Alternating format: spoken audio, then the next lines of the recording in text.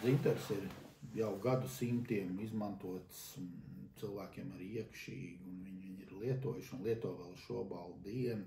Vēl šobrīd dienu ir nopērkama arī šīs dzinterskāpes tabletes, kas ir no dzinta radīts, gan šīs laikos vairs viņas rada sintētiski, bet tas jau ir cits stāsts.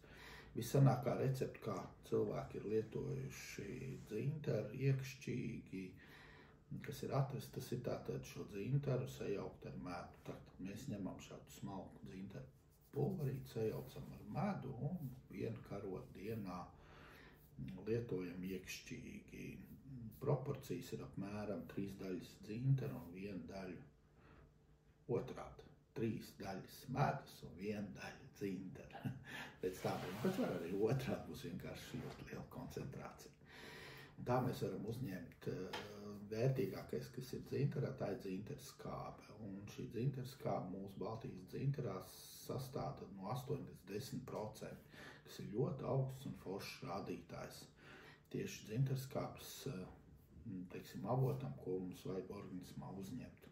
Kad mūsu organisms ražo šo dzinterskābi, bet pie dažādām slimībām, pārslodzēm mums šo dzinterskābi nedaudz pietrūkst, vajadzētu uzņemt no malas. Protams, šī dzinterskābe ir sastopama arī daudz kur dabā, bet ar šo dzinteru viņš ir ērti un vienkārši uzņemt.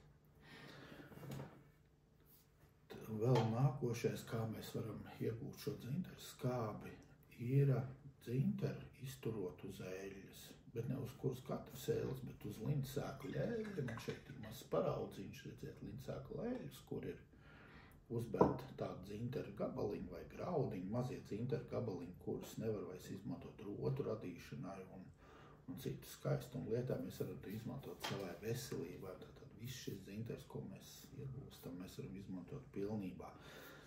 Tātad šādu eļļu kā pagatavot? Tātad ņemam uz 1 litru eļļu 100 gramu dzinteru graudiņu, tātad visu to saliejam vienā traukā un 14 dienas noturam. Tātad reiz dienā šo šķidrumu šādi apmaisot un turam tumšā vietā. Pēc tam šo eļļu var lietot, var karoti dienā iekšķīgi vai pievienot vēl kādiem salātiem, vai kur jūs vēl vēlaties.